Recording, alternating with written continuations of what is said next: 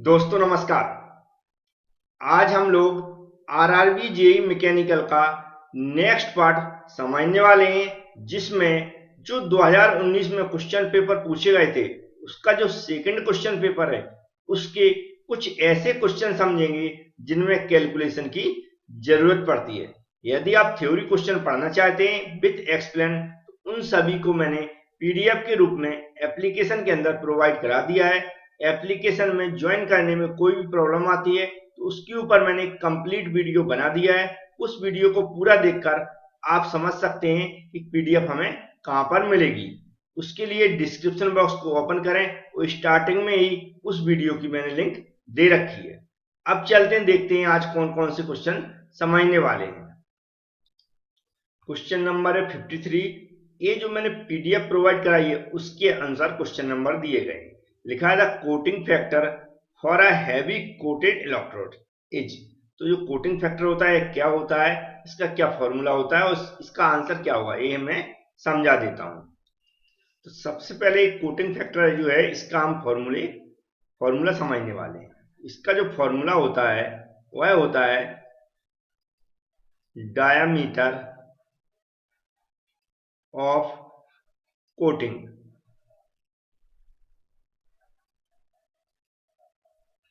Upon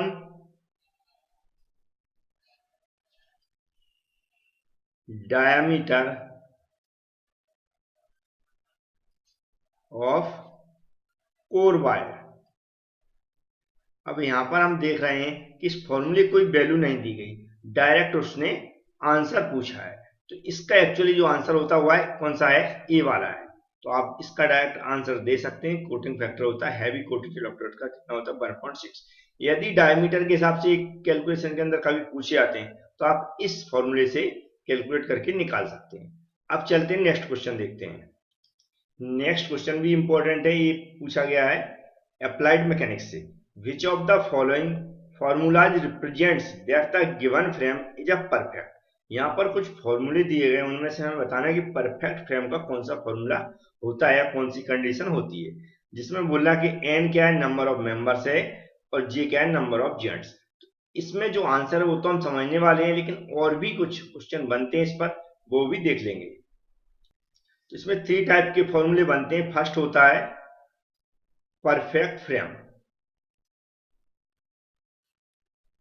perfect frame. इसका जो formula होता है वह होता है n equal to 2j minus 3। और जो दूसरा फॉर्मूला होता है वह रिडंडेंट का फॉर्मूला होता है,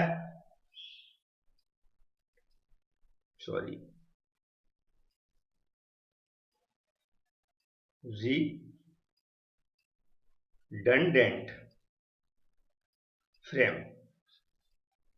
क्योंकि एक क्वेश्चन पूछा गया तो दूसरों पे भी पूछा जा सकता है। तो इसका फॉर्मूला हमें याद रखना है, ये होता है n greater than 2j minus 3। और जो थर्ड वाला, सेकेंड ये हो गया, और थर्ड वाला होता है उसको भी हमें याद रखना, ये होता है डेफिशिएंट, DEFICIENT, डेफिशिएंट फ्रेम। इसका जो होता है वह होता है n, इसमें था ग्रेटर देन तो अब हो जाएगा क्या, लेस देन 2j माइनस 3। तो ये होता है अगर n की वैल्यू क्या लेस देन इसके बराबर होती है तो क्या होगा, हमारा डेफिशिएंट होगा। और रिडंडेंट कब होगा, जब n ग्रेटर देन होगा, n इक्वल होगा इसके बराबर। n इक्वल मतलब होता है जो यहाँ पर क्या दिया, नंबर ऑफ मेंबर्स दिए, क्या दिए, नंबर ऑफ मेंबर्स हैं, और इसका कैलकुलेशन है नंबर ऑफ जॉइंट देके वह इक्वल होती तो परफेक्ट फ्रेम है। और यदि नंबर ऑफ मेंबर अधिक हैं और जो हमारे जॉइंट के साथ जो कैलकुलेशन होगी वह कम है तो हमारा कौन सा होगा, रिडंडेंट फ्रेम होगा। और यदि जो नंबर ऑफ जॉइंट्स हैं वह कम है, ये जो हमारा जॉइंट के साथ जो कैलकुलेशन होगी उससे, तो हमारा कौन सा डेफिशिएंट फ्रेम होगा। इस तरह तीनों टाइप के क्वेश्चन पूछे जाते हैं। परफेक्ट फ्रेम इसमें पूछा गया, हमारा डी वाला ऑप्शन राइट हो जाएगा। अब चलते हैं नेक्स्ट क्वेश्चन देखते हैं। जिसमें नेक्स्ट क्वेश्चन में लिखा है 1 क्वाइसोले इज इक्विवेलेंट टू क्वाइस। कितने पॉइस के बराबर होता है 1 क्वाइसोले, ये होता है 10 पॉइस के बराबर होता है। कौन सा, tan cos के बराबर होता है, इसको मैं टिक कर देता हूं। अब जो नेक्स्ट क्वेश्चन होगा थोड़ा सा डिफिकल्ट है, इसको अच्छे से समझना पड़ेगा, इसको तो मैं टिक कर देता हूं, ये तो नॉर्मल क्वेश्चन था। अब यहाँ पर आप देखेंगे लिखा है a 125 mm diameter cutter has 10 teeth, याद रखें क्या टीथ की संख्या दी गई, यहाँ पर क्या दिया गया, डायमीटर दिया गया, ये हो गया teeth. It operates at a cutting speed of, cutting speed दी गई मतलब एस इक्वल टू दिया है 14 metre per minute with a table और ट्रेवर्स 100 mm पर मिनट। तो ये जो डाटा दिया वो निकालना क्या, फीड पर टूथ ऑफ कटर, इसका फॉर्मूला हमें फीड पर टूथ का याद होना चाहिए।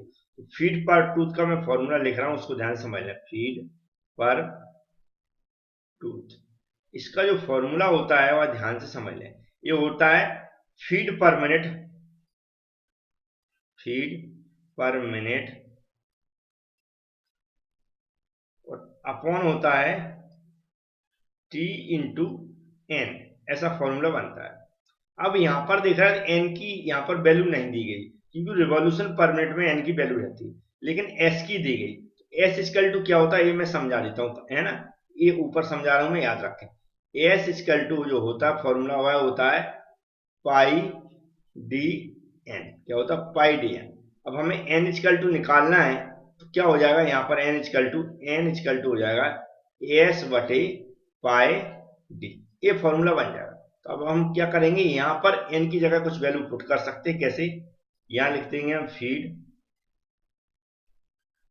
पर मिनट अपॉन टी की जगह टी रहेगा इनटू, इसकी जगह क्या लिख देंगे एस बटे पाई डी। अब इसको और सॉल्व कर रहे हैं हम, तो क्या रहा ऊपर क्या हो जाएगा, फीड पर मिनट इंटू, ये दोनों वर्ड कहां पहुंच जाएंगे, ऊपर पहुंच जाएंगे, पाई इंटू ड्यू मैथमेटिकली, और नीचे क्या बचेगा हमारा टी इंटू एस। अब हमें सिर्फ वैल्यू पुट करना होगा, तो फीड दर जो पर मिनट दी है वो कितनी दी है, 100 दी है। आप देख सकते हैं जो टूल ट्रेवल कर रहा है, तो 100 हो जाएगा इंटू पाई की जगह पाई रहेगा इंटू डी की वैल्यू देख रहे होंगे आप कितने दिए, 125 दिए, तो 125 लिख देते हैं। अब नीचे जो वैल्यू दी है उसको भी लिख देते हैं, ऐसे टी की वैल्यू दी है कितनी,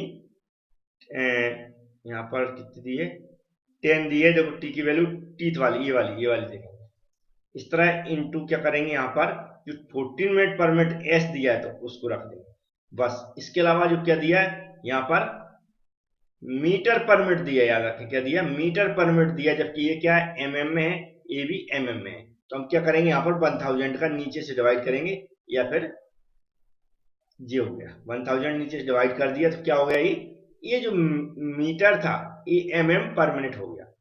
इस तरह ये हमने वैल्यू बना लिया। इसका जो कैलकुलेशन के अकॉर्डिंग मेरी आंसर जो आंसर आ रहा है 0.28 लगभग 6 mm, ऐसा समथिंग कुछ आंसर आ रहा है। तो ये जो हमारा देखेंगे इसमें कौन सा वाला ऑप्शन सही हो जाएगा, सी वाला ऑप्शन हमारा राइट हो जाएगा। तो उम्मीद है इसकी कैलकुलेशन समझ में आई होगी। चलते हैं नेक्स्ट क्वेश्चन देखते हैं।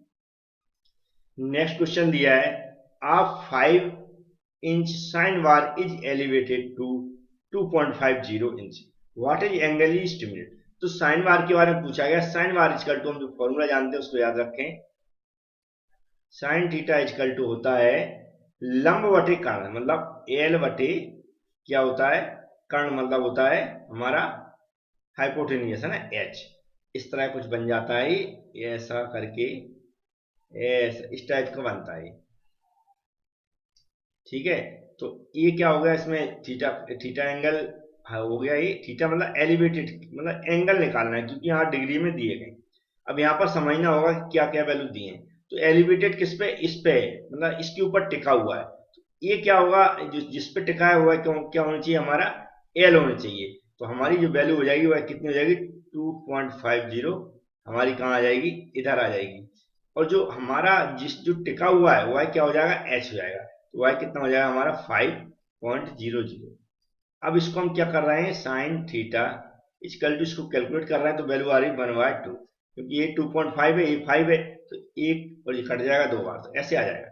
अब यहाँ पर हम क्या कर रहे हैं, 1/2 को कैलकुलेट कर रहे हैं, तो कितना आ रहा है 0.5 आ रहा है। तो थीटा इक्वल टू हम जब निकालेंगे तो ऐसा बन जाएगा साइन इनवर्स 0.5। अब साइन इनवर्स 0.5 की हम वैल्यू देख रहे हैं कितनी आई 30 डिग्री आ रही है, कैलकुलेटर में आप चेक भी कर सकते हैं। 30 डिग्री वाला ऑप्शन कौन सा है? सी वाला ऑप्शन है, तो ये भी राइट हो जाएगा। अब नेक्स्ट क्वेश्चन में लिखा था width of the grinding contact in a horizontal surface grinding machine is 15 mm. The read depth of cut is 10 μm and the work speed is इतनी। द मटेरियल रिमूवल रेट हमें निकालना है। तो चलते इसको भी कैलकुलेट करके समझा देता हूं मैं। तो जो मटेरियल रिमूवल रेट है तो उसको शॉर्ट में कैसे लिखते हैं? मटेरियल मतलब M, removal means R, M R R removal rate. इसका जो फॉर्मूला होता है विड्थ इंटू होता है जो हमारा क्या दिया, एच दिया है, इंटू क्या होता है, स्पीड। अब इसमें कैसे पुट करेंगे ध्यान से समझें। बी विड्थ दिया है कितना, 15 mm, तो 15 की जगह 15 रख दें। और जो हमारा रियल डेप्थ दी है, डेप्थ कितनी दी है, 10 म्यूएम, तो 10 की जगह तो 10 लिख दें।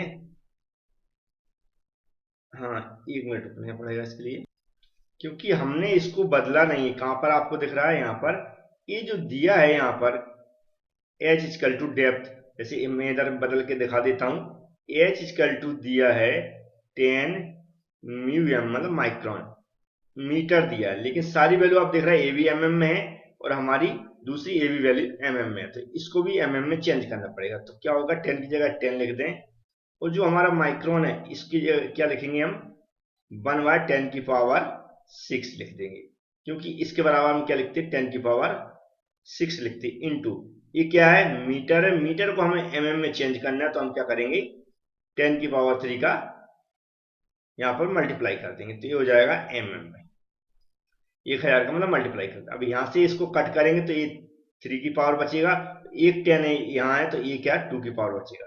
इस तरह हम देख रहे हैं कितना बचेगा, 1/100 हमारा बच जाएगा क्या, mm। इस तरह तो हम h की जगह क्या लिखेंगे, यहाँ पर 1/100 लिख देंगे, इनटू इस तरह अब नीचे s क्या स्पीड कितनी दी है, 300, तो 300 हम यहाँ पर ऐसा लिख देंगे। अब इसको हम कट करेंगे, 2 जीरो चले जाएंगे, 15 का 3 में डायरेक्ट मल्टीप्लाई कर देंगे, तो क्या हो जाएगा 45 mm पर सेकेंड। तो ये 45 वाला कौन सा ऑप्शन है, डी वाला ऑप्शन है, डी वाला ऑप्शन राइट हो जाएगा। उम्मीद है ये भी, इसकी भी कैलकुलेशन आपको समझ में आई होगी। चलते हैं नेक्स्ट क्वेश्चन देखते हैं। नेक्स्ट क्वेश्चन पूछा गया मूवमेंट ऑफ एनर्जी, लिखा मूवमेंट ऑफ एनर्जिया, किसके लिए फॉर्मूला पूछा, सेमी सर्कुलर रीजन के लिए। तो डायमीटर दिया है डी, तो इसका डायरेक्ट आपको फॉर्मूला याद होना चाहिए, जो नहीं है वो मैं बता देता हूं। जैसे सेमी सर्किल लिखा, तो इसके लिए जो फॉर्मूला होता है आई, इसके लिए आई ये होता है पाई डी की पावर 4 अपॉन 1 to 8। लगभग जो कैलकुलेशन करते हैं वो होता है पाई आर की पावर 4 अपॉन 8 होता है, क्योंकि यहाँ पर आर में दिया है इसलिए इसको आर में कन्वर्ट कर लिया है। तो अब यहाँ पर पाई आर की पावर 4/8 कौन से ऑप्शन में है वो हम चेक कर लेंगे।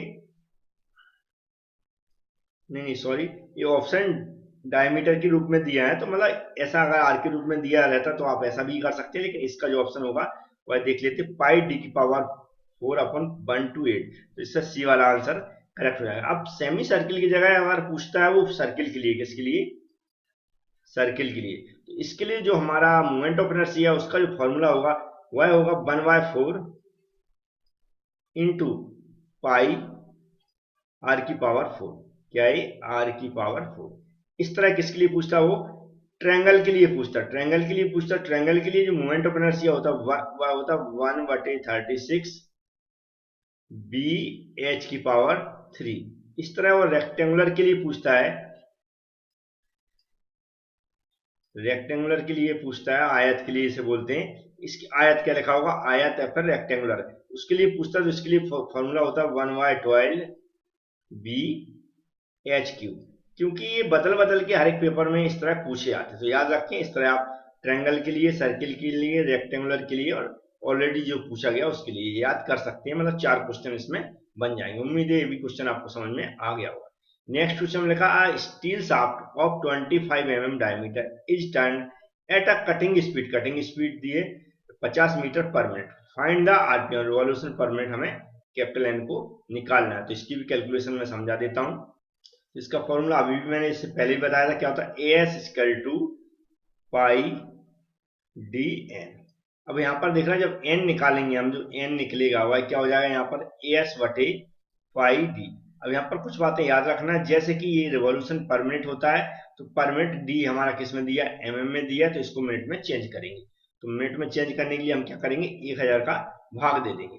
तो इसमें जो डी हमारा दिया, कितना दिया, 25 mm, इसमें 1000 का भाग देंगे तो 0.025 मीटर बन जाएगा। तो 0.025 मीटर बन जाएगा। अब इसको हमें क्या करना है, इसमें पुट कर देना। तो एस इक्वल टू कितना दिया, 50 बटे क्या हो जाएगा पाई इंटू डी की वैल्यू कितनी हो जाएगी, 0.025। इसकी जब कैलकुलेशन कर रहा है तो मेरी कैलकुलेशन के अनुसार जो आंसर आ रहा है पाया 636.62, मतलब 37 समथिंग मान लेंगे, 637 आरपीएम। तो डी वाला ऑप्शन इसका राइट हो जाएगा। उम्मीद है ये भी कैलकुलेशन आपको समझ में आई होगी। चलते हैं नेक्स्ट क्वेश्चन देखते हैं। अब तो ये आज का लास्ट क्वेश्चन है। इसमें लिखा what percentage of total volume of an iceberg floats above the water surface, assume the density of ice की डेंसिटी दी है एंड डेंसिटी ऑफ वाटर दी है। मतलब हमें जो डूबा हुआ भाग है उसका परसेंटेज में हमें निकाल के दिखाना। तो फ्लूइड मैकेनिक्स का क्वेश्चन है। इसका फॉर्मूला हम पहले भी कई बार बता चुके हैं। हम क्या करते हैं, रो वी जी इक्वल टू किसके लिए, आइस के लिए, इक्वल क्या हो जाएगा, वह हमारा वाटर के लिए। तो ये वाई क्या हो जाएगा, रो, यहाँ पर डब्ल्यू लिखते हैं और ऐसा अलग अलग भी कर सकते हैं, आइस के लिए भी लिख सकते हैं, इनटू क्या हो जाएगा भी डब्ल्यू वाटर के लिए, इनटू हो जाएगा जी। जी दोनों के लिए कॉमन है तो इसको कट कर दें। हमारे पास क्या बचेगा, डेंसिटी किसकी, आइस की बचेगी, जो कितनी दी है 920, इनटू क्या हो जाएगा, ये भी हो जाएगा इक्वल। इसकी वाटर की डेंसिटी कितनी हो जाएगी, 1000 होती है, आप बताइए आपको, और जी तो जी कैंसिल ही हो सका, तो हमारा वी डब्ल्यू बचेगा। अब हम इसकी कैलकुलेशन करेंगे। अगर मुझे वी डब्ल्यू निकालना है, इसके वाटर की, वाटर सरफेस लिखा ना, तो वाटर के लिए निकालना, तो हम वाटर के लिए अगर निकालेंगे तो sorry, V W equal to क्या हो जाएगा, इधर की वैल्यू जैसी तैसी रहेगी 920, ये 1000 इसके बटे में आ जाएगा और इनटू क्या हो जाएगा, भी हो जाएगा। अब इसको हम कैलकुलेट कर रहे हैं, सॉरी 1000 है तो एक जीरो से एक जीरो चली जाएगी, यहाँ पर कितना बचेगा 92 बटे 100%, तो इनटू क्या हो जाएगा भी।